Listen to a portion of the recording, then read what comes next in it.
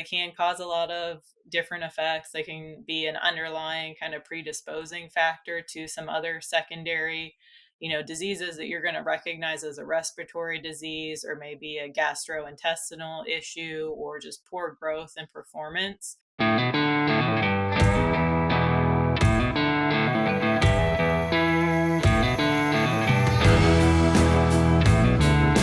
Welcome to the Beef Podcast. I'm one of your hosts, Brandy Buzzard, and it's my pleasure to bring you the trending issues and topics with the best and brightest minds in the beef industry.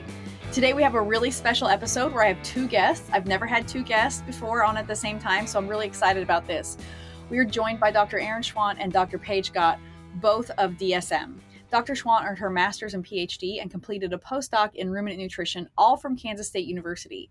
She is currently a ruminant technical manager with DSM.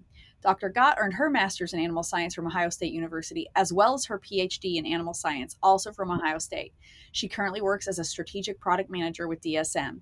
Again, I'm really excited to have both of them on today in this special episode. So welcome to the podcast. How are you guys both doing today? Thanks for having us.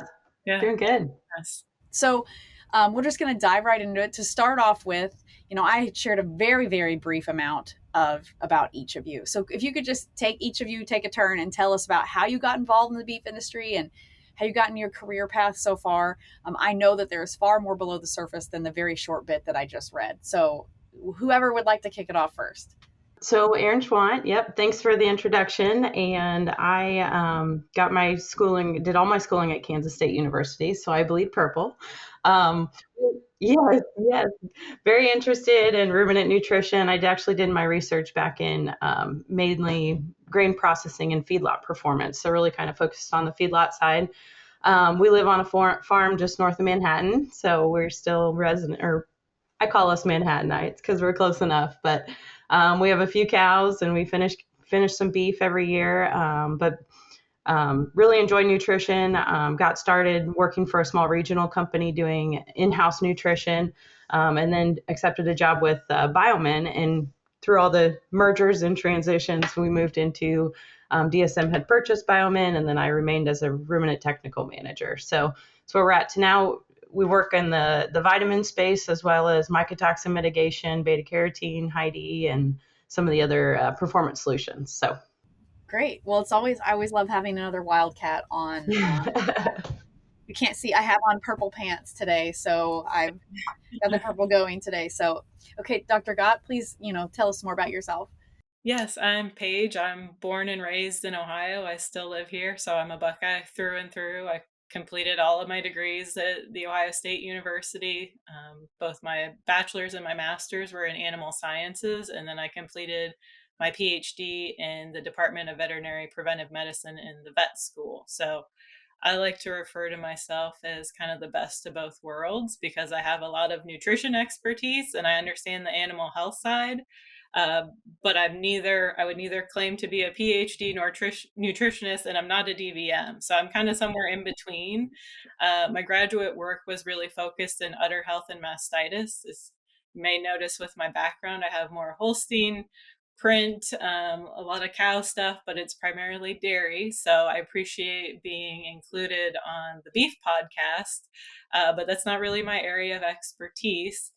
But I'm learning. Erin is a great resource that I've learned a lot in the time that she's been with us. And I started right out of school with Biomin as a ruminant technical manager, and I was really focused heavily in the mycotoxin risk management space within Biomin. And then, like Erin mentioned, we were acquired by DSM and are now dsm-firmenich as a result of the merger.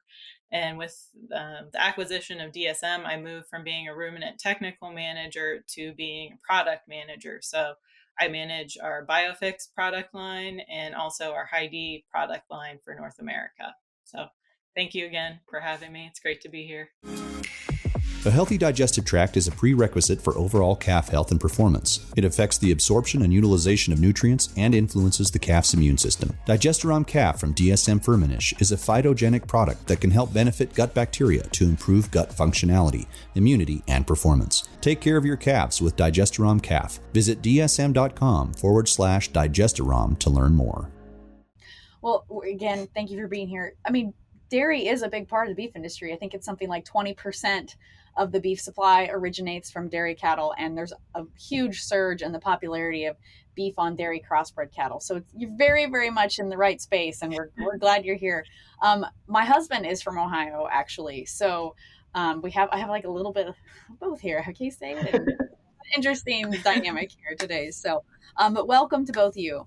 You both have worked on nutrition in the different pieces of the beef industry. So, can you each share briefly, what your work focuses on in there, in your respective areas?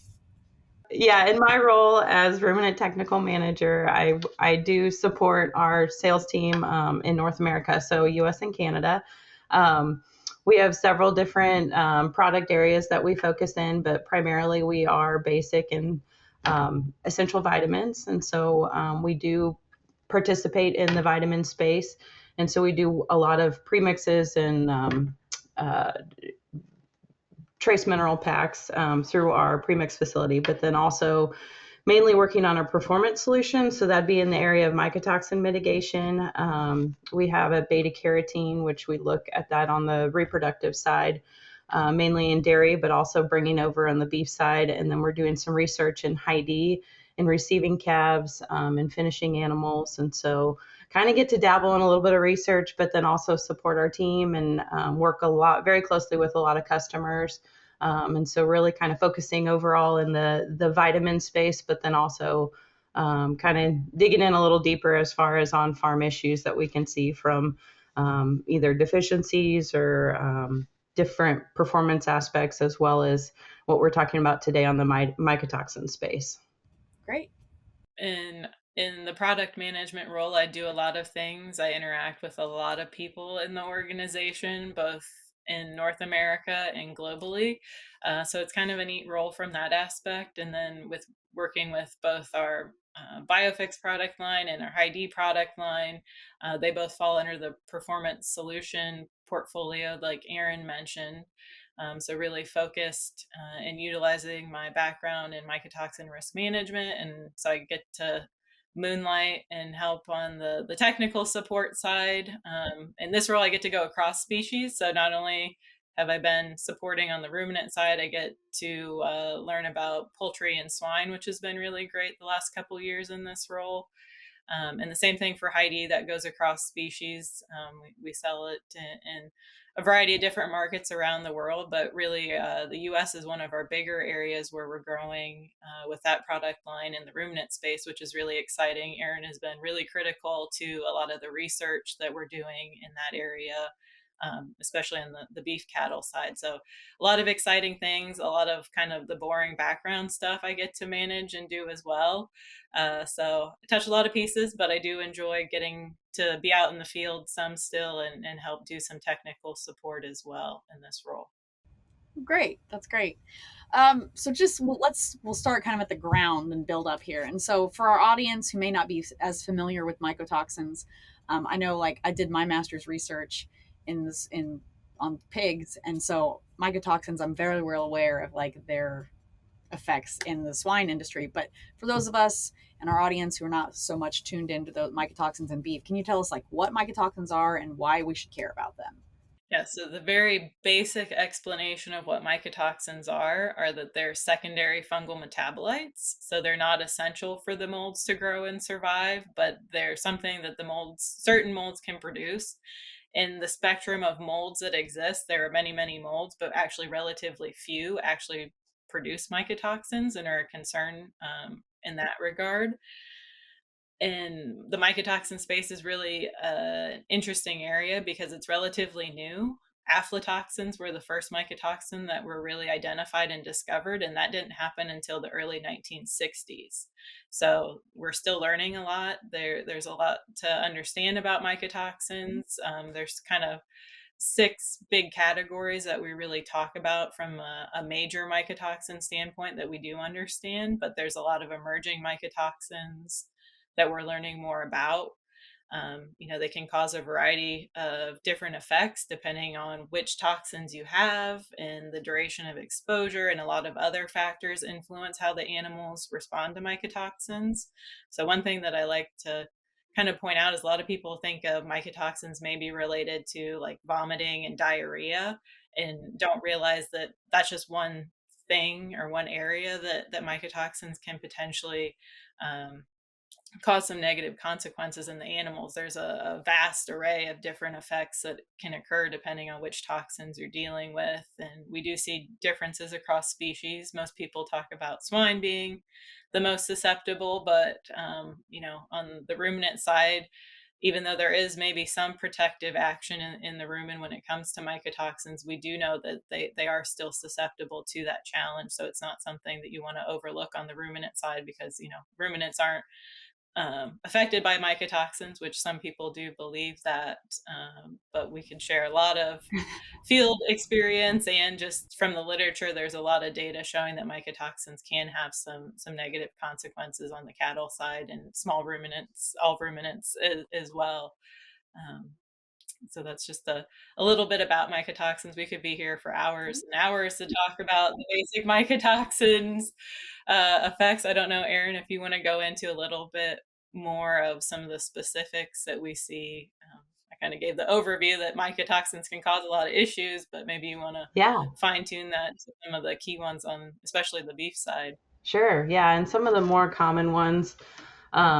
What's interesting too is a kind of a point that Paige made, but um, a lot of the mycotoxins that we see that we have issues with in cattle generally are harvested with the crop. So they're essentially field mycotoxins. So unfortunately, once they're there, they're there. So whether they get put up in silage or in hay or in cereal grains, byproducts can be really concentrated just in the nature of how dried distillers grains are processed. So it's kind of more concentrated. And so it is kind of often where you can see multiple different types of toxins, all coming from that Fusarium mold. That is generally, it's very common to find it in soil. It's in the crop ground. Anything that's going to stress that crop is going to increase the chance of a mycotoxin showing up. And so unfortunately, it is common to see those Fusarium type molds, which would be your fumonisin, your zearalenone, and your trichothecenes. And each of those have a different impact on the animal, unfortunately. So just something to kind of be aware of as far as, oh, well, we don't have aflatoxins, we're not going to have an issue. Well, a lot of the time, some of the problems we're seeing are coming from some of these different types of toxins. And so I know Paige had asked specifically, kind of what are some of the things you'll see. Zearalenone is actually one that we really want to pay attention to if we're breeding any animals or any reproducing animals, specifically in replacement heifers or in cows or bulls or any seed stock. Zearalenone binds estrogen receptors, and so it kind of sends hormones into overdrive. Okay. And so, yes, so it can totally interfere with, we can see abortions, we can see ovarian cysts, we can see really poor conception rates, a lot of those reproducing effects coming specifically from zearalenone. So that is one that we do want to make sure we're paying attention to, especially if we're seeing issues in cows. Even lower levels for a longer period of time, we can have some impacts on the repro side. On the another toxin is trichothecenes that we see fairly common, and those actually inhibit protein synthesis. And so the problem there is anything with rapid dividing cells or any quickly proliferating cells in the gut lining, in the skin cells, immune cells. And so unfortunately, you can see a lot of different clinical issues associated with trichothecenes.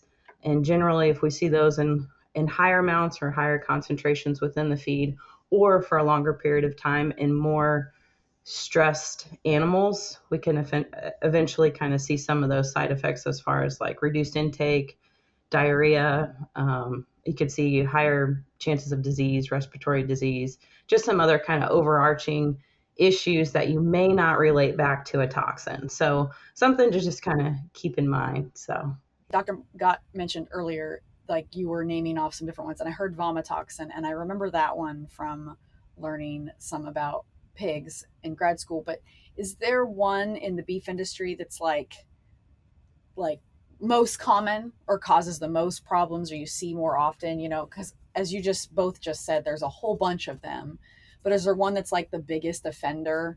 We do an annual mycotoxin survey. It started in the Biomin years, so it's the longest running and most comprehensive mycotoxin survey out there. It's been going globally since 2004. Wow. When it comes to our North American data set, it's really more robust since within the last 10 years. We have a lot larger data set when it comes to sample numbers. Year to year in our corn grain, so these would be samples submitted from all types of livestock producers at the feed mill level, at grain elevators, even from farms directly, will submit samples to the survey. Typically, the most frequently occurring toxins we see in our corn grain would be your 𝗬𝗎𝗄 or vomitoxin and Okay. related metabolites, so that trichothecenes, type B trichothecenes family that Erin mentioned, and then fumonisin. So year to year, it kind of goes back and forth, which is occurring more frequently. This year, we're seeing fumonisins more frequently in our 2023 corn grain. And then when we look at corn silage, we also monitor corn silage and all the various other feedstuffs that we use. But corn silage is another big one that we really focus on with the survey. And usually that we see the type B trichothecenes, the vomitoxin related metabolites most frequently in our data set, and also 𝗟𝗪𝗀, which is the one that Erin was just talking about, being disruptive to reproductive function. So I would say between those two ingredients, it's really the type B trichothecenes, your vomitoxin type metabolites that we see most frequently in our US data set. But the fumonisins and 𝗟𝗪𝗀 are the top three, no matter how you really break it down and look at it, whether you look at corn byproducts or the feeds that I just mentioned, those are kind of the frequent offenders. And those, as Erin mentioned, are all produced by Fusarium mold. So that's why it's common to see those in combinations, because that if that mold is there, it's able to synthesize more than one type of toxin. So that's why we find them really frequently. A lot of people think of aflatoxins as being a major concern because they are highly carcinogenic. They're the most strictly regulated by the FDA. Okay. But in our data set, we don't find them as frequently. They can originate in the field prior to harvest in warmer climates. So typically our southern samples coming out of the southern states are at a greater risk for having aflatoxins, but they can occur in storage as well. So like in my part of the world, in the upper Midwest, we don't see them as frequently, but they can be there. So it's something, here in Ohio, especially DON and vomitoxin have been a big one that a lot of people are focused on and concerned about the last several years. But some people really have aflatoxins at top of mind. But I would say your vomitoxin and your fumonisins are kind of our most common ones that we're seeing. And then the 𝗟𝗪𝗀, of course, would be the third one that I'd really focus on, even over aflatoxins, just from a frequency standpoint. Gotcha. So you both mentioned, that it has, or maybe this was you, Dr. Schwandt, you were talking about like have reproductive impacts. And so when I was preparing for this episode, I was reading some of the information that you guys have provided about how it can impact growth, health, and overall performance in all phases of beef production: cow, calf, seed stock, backgrounders, growers, finishing cattle. So I feel like the reproductive, that's going to be obviously very heavily felt in like cow, calf, and seed stock. But like in backgrounders, or maybe like grass cattle, like where are, I guess if they're just eating grass, but if they're being supplemented, like how is that negatively affecting them? Is that something that is going to impact them beyond that phase of where they're eating that corn, like is that a throughout their lifetime impact, or is it more of like that phase, and then when they move on to the next phase, it's kind of diminishes? I don't know if that question made sense at all. Yeah, no, that makes sense. No.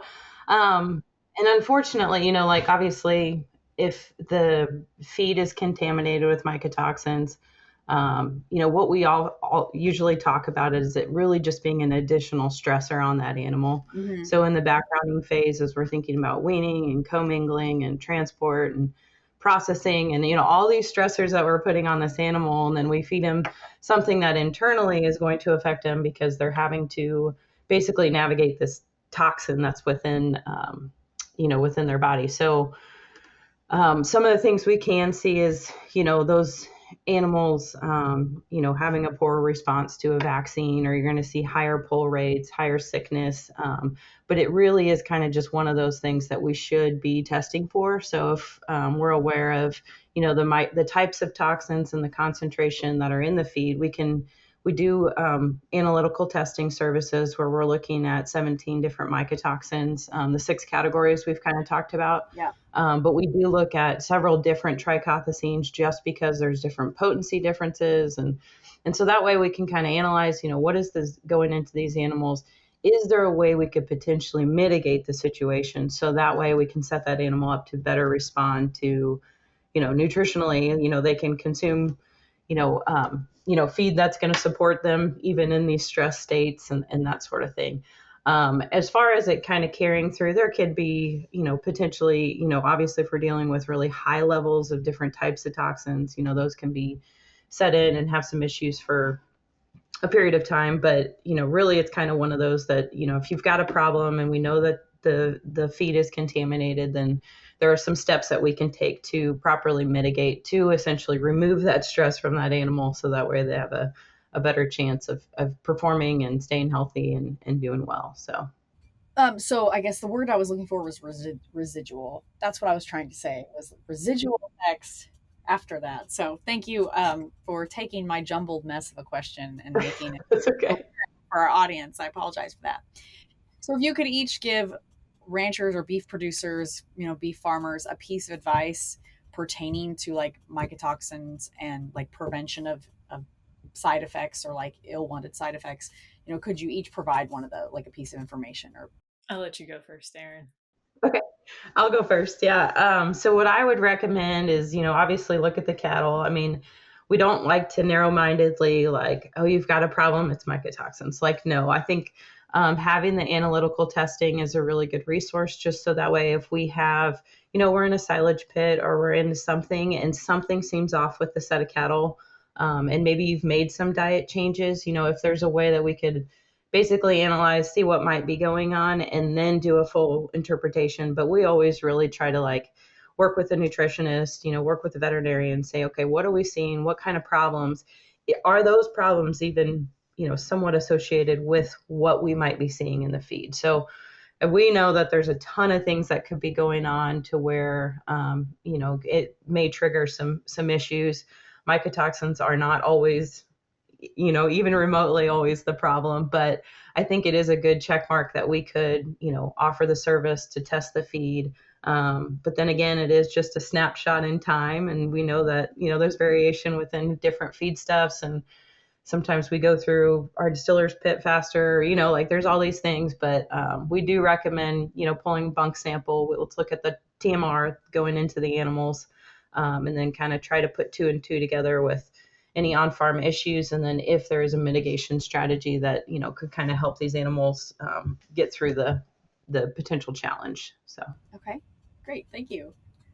Yep. And I would just add to that by saying, there's a lot of skepticism out there and people, going back to what I said earlier, that they don't believe that mycotoxins are necessarily an issue in ruminants, or, if you look at some of the guidelines out there, the highest, most contaminated levels are what is considered acceptable to be fed in the feedlot and, ruminating cattle category when you look at some of the guidance from the FDA. But I would say don't overlook the potential for mycotoxins, like Erin said, especially when you're troubleshooting challenges, because they can cause a lot of different effects. They can be an underlying kind of predisposing factor to some other secondary, diseases that you're going to recognize as a respiratory disease, or maybe a gastrointestinal issue, or just poor growth and performance. Mycotoxins, like Erin said, we don't usually point to them as the primary cause of that, but they can be an underlying stressor that's disrupting the system and really holding that animal back from performing optimally. So I would say, if you're seeing some challenges, maybe look at doing some testing and seeing what's there.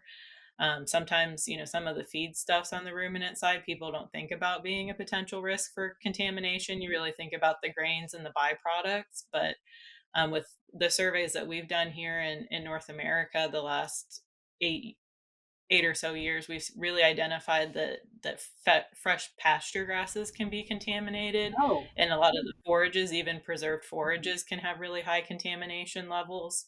Not to say that everything's contaminated, but if you are seeing some issues, it's worth looking at, because we do find toxins frequently, and depending on the feed stuff, you can see different contamination profiles. So especially in the ruminant space and animals that are grazing in areas, different grasses and forages can have also some 𝗟𝗏𝗃 which we haven't talked about, like 𝗨𝗪𝘀𝘀 toxicity most people are familiar with. So there's a lot of different toxins that could potentially be there. We're not always screening for those frequently, unless you've had some 𝗨𝗪𝘀𝘀 toxicity issues, and maybe people are looking for that. But just keep it in mind that it could be more than even just the 𝗟𝗏𝗃. We found zearalenone and vomitoxin related metabolites in some 𝗨𝗪𝘀𝘀 samples as well. So it could be a combination of things that are contributing, and just keep it on your radar as something to maybe pursue, especially when you're troubleshooting issues. that was definitely made me perk up when you said forages and fescue, because I live in fescue country and we do stored forages. So that is an interesting development to me. What is there anything coming down the pipe in terms of like mycotoxin research that has either of you kind of like excited about a potential outcome or anything like that? I know that you said earlier in the episode that they've been working on mycotoxin research since the 60s. So it's, that's a long time. And obviously we don't ever know everything about everything. So are there just any projects or research that you know about that's coming up that has you, excited about the future breakthroughs or something? I guess I'll go back to just identifying some of the feedstuffs that are risk, and looking at other ingredients that maybe we haven't thought of necessarily being a potential area with some of the surveys, like I mentioned, that we do. We've been really digging into that. And then from a mitigation standpoint, like what do you do if you have a mycotoxin issue? There's a lot of neat work that's being done, that biomen, now dsm-firmenich, are really pioneers in the enzymatic degradation of mycotoxins. And so looking at different ingredients that could potentially be fed to the livestock that can reduce mycotoxin burden in those animals by actually breaking down the toxins. A lot of people think of binders as kind of the term that gets used pretty loosely to describe what products maybe could be considered to be fed, but we know there's limitations when it comes to binding, depending on the type of mycotoxin you're dealing with and the binder material that's being used. There's a lot of variation in how effective those products can be, depending on what toxins you're dealing with. So the enzymatic deactivation of toxins is really neat, because it's very specific and targeted mode of action of those enzymes to break down the toxin. And once that happens, that's a permanent reaction. That toxin's not going to come back and have its effect still in the animal, versus when you're relying on binding, that's a very pH dependent process. So if you think about the complex nature of the gastrointestinal tract in ruminants, there's a lot of pH variation throughout. So in certain parts of the GI tract, you can have toxins bound, like in the true stomach, and a real low pH, but they may be released by those binder materials at a higher pH. So you don't have the same coverage throughout the GI tract. There can be differences there when you're relying on some binder materials. So, and just the efficacy in general is highly variable depending on what toxins you're dealing with. So I think the really exciting thing in my mind are the enzymatic approaches to try to mitigate toxins. So there's a lot of research going on across species. There's just a lot going on in the world of mycotoxins. So there's all kinds of exciting things, but I'm super nerdy when it comes to mycotoxins. So Yeah. But you're invested. It's easy to tell that you care about what you work on. Isn't that like the last sentence in every research paper ever published in any? More research is needed. more research is needed. So it's been a while since I wrote something scientific, but I do. I'm pretty sure that's the last closing paragraph of every article. So, Dr. Schwandt, do you have anything to add upon that? Sure. What I think is kind of interesting is there's been some research published in the last few years, more looking at, I guess, the performance effect of mycotoxins in combination receiving and finishing cattle. And what was interesting in that trial is they looked at, kind of not even really, I think, considered high risk within our thresholds, but levels of vomitoxin, which would be our 𝗬𝗏𝗃𝗃𝗃𝗃 or type B trichothecene, as well as some fumonisin. And the interesting thing is, like, a lot of those toxins tend to work synergistically. And so they did see a pretty significant reduction in growth performance. And so I thought that was kind of interesting as far as, maybe, these animals that are exposed to these mycotoxins, but if all animals are exposed, or if we've got a problem going on, then maybe we don't really know that there's an opportunity for improved performance if we simply know that we've got a toxin or we've got an issue, and we can mitigate, because sometimes you just see that reduced intake, you see the poor feed conversion, the poor gains, some of those metrics that we look at when we're feeding, a large number of animals. So I thought that was kind of interesting, and definitely an area that we have looked at doing some research on the mitigation side, looking at some different inclusion levels and seeing improved feed conversion, even at like kind of a medium risk of the trichothecenes in that trial. It just kind of happened to be what was the mycotoxin exposure to those animals. And so interesting, lot to learn. I think it's really kind of cool to pay attention, not only be aware of what they are, but, we don't need to have crazy clinical issues going on in order to be like, oh my gosh, we've got a toxin problem, because so much of this could be subclinical and impacting the performance side, that I think it's just kind of good to keep in the back of your mind, keep aware of. But, everybody's looking to improve. And I know we got to look at that ROI. We got to look at, the opportunity where, if we're going to put something in place, we need to see that response on the other side. So, so that's kind of my interest area. That is the trade-off, right? Like, it has to, you want it to improve either nutrition, reproduction, welfare, sustainability, all these other things, but also that trade-off of ROI, like you said, there's an important thing there. And I think that's always going to be like dueling, like Rock'em Sock'em robots there. That's what I'm doing. Yep. The audience can't see me doing that. So it's time for our famous three. Well, thank you for the deep dive and the shallow dive into the different, intricacies of mycotoxins. We have reached the point of the episode where I ask the same questions of all of this will be both of our guests to answer these questions. So I asked these questions of every guest, listeners, and so I gave Dr. Schwandt and Dr. Gott a heads up on these so they wouldn't be blindsided. So the first one is, what is your favorite beef or cattle related book or resource? Doesn't have to be a beef specific book. I had one guest who said that his wife was his favorite beef related source because she handled like the genetics and the nutrition side of their business, and he handled like the marketing and logistics. So I thought that was a great answer. So it can be a website or something. But anyway, what is your favorite beef resource? I'm going to go back to the grad school days, but I definitely like The Fire of Life from Max Kleber. It's a very classic book on energetics, and I think it makes, it's one that I definitely keep on my shelf and flip through here and there, but would recommend that one to anybody that is in beef nutrition. So, The Fire of Life, is that what you said? Fire of Life, yep. I haven't had that one before. I always like to keep a mental note of, have I heard someone say, do they get repeated? I did three guests in a row, like from professionals from Florida, and they all said the same book. And I don't know if they didn't all work at the same place. I don't think they colluded to give me the same answer. Really?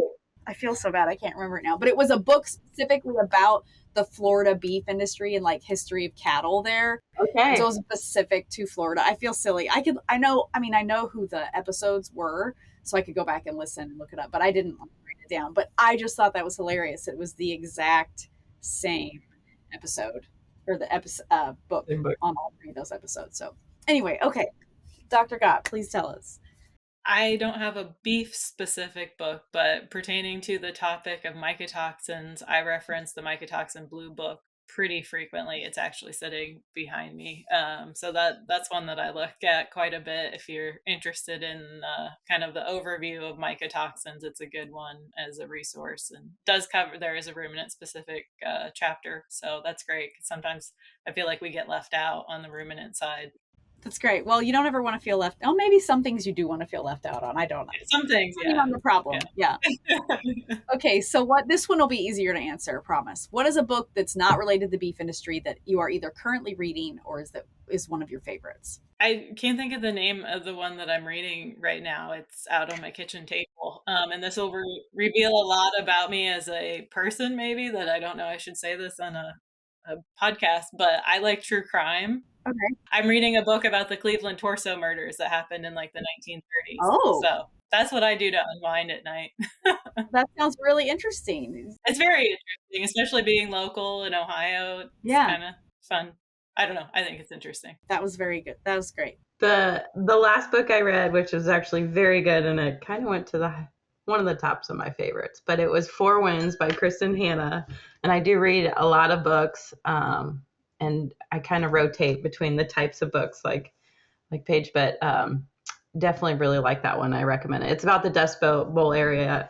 It's a fiction. It's good. It's very good.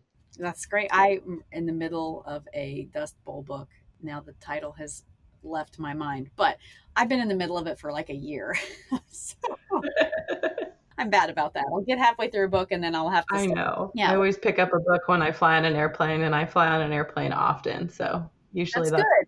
When I read. Yeah. Okay. Well, our last question is, when you think of someone that you look up to or admire, what is a trait that person has that has enabled them to be successful? One of my fondest memories through grad school and even post-grad school was getting to spend some time with some top-notch nutritionists in the industry. And what I've always appreciated about those experiences is just that they're so open and willing to share, like, you know, their experiences, but also like their advice and their knowledge. And so I don't know if that's just any one answer, but I will say that that's something that I've always like really appreciated as like I'm trying to grow and learn in my field and like get better and do more. That those people were willing to give their time and their just their knowledge, you know, answer questions. Anyone like pick up a phone call and ask them a question on something. So I guess maybe their openness, their willingness to give back, and that's what I would say. I mean, open door policy. Yeah. There. Yeah. In quotes. I'm doing quotes. Yeah, that's a great one. That's wonderful. Yeah, I don't know. I think about this a lot, especially when I was in the technical role. The evening before my master's oral defense, Dr. Joe Hogan, who's a mastitis expert. If you ever read anything about mastitis, you've probably come across Joe's name. He was my advisor, and he said, you know, Paige, nobody knows everything. It's okay. Like, there's going to be things that you're going to get stumped on, and we expect that. Like, it would be unnatural if you everything. Yeah. It's basically what he told me. And so I've kind of taken that into my career as it's okay to say you don't know the answer to something. That's much more effective to be honest and say, you know, great question, maybe come up with some sort of answer that you can formulate based on what you do know, but just say that you'll get back to people, you know, once you look it up, because you just don't know, because that's a lot better, in my opinion, than, you know, making something up and being completely wrong with it. So that's kind of the piece of advice that I think will help you get far, especially in this industry, helping people, is just being honest. And if you don't know, that's okay. You know, there's always time to find an answer. So yeah, absolutely. I agree with that. That you don't have to be an expert on everything. The only person I've ever met who is an expert on the most I've ever seen is Dr. Temple Grandin, who knows a lot of things about a lot of things. You know, a lot of people know like this much about like one thing, but only this much about a lot of things. She knows this much about everything. So I'm on board with you, Dr. Gott, of just, it's okay to say no. We don't have to be experts in everything. Well, that is all the time we have for today. I so appreciate you both coming on and being this like experimental double episode. This was great. So we can do more of this, but thank you very much again for coming on. I appreciate your time, Dr. Schwandt, Dr. Gott, for joining us here on the Beef Podcast Show. If people want to learn more about you or DSM or your work, where would you like us to send them? I sprung this one on you. I meant to tell you that at the beginning, before we started the episode, that you can give a plug for things here.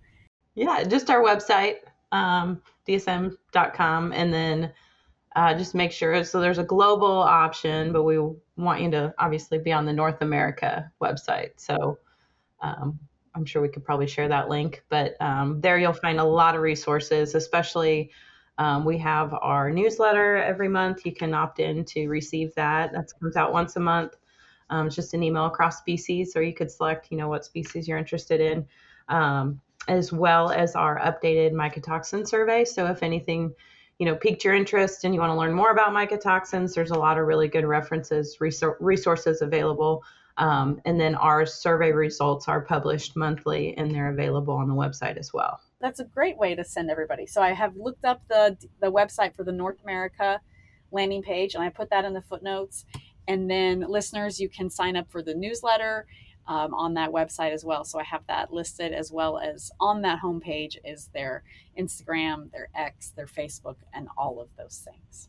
I do know the website, the web page, the vanity tag for the survey, which is www.dsm.com/mycotoxin-survey. That will take you specifically to the North America data that Erin was mentioning, because you can sometimes get redirected to the global survey, which is great information as well. But if you wanted to see more of the reports like Erin was talking about, that one will take you right to where all of those live, and it has our historical updates for I think a couple years at least, that you can find old data and the most recent updates as well. That's great. I've put those in the show notes for our listeners to go find. So again, thank you so much for joining us today. I really appreciate both your time. And for our listeners, I hope that you will join us next week on the Beef Podcast.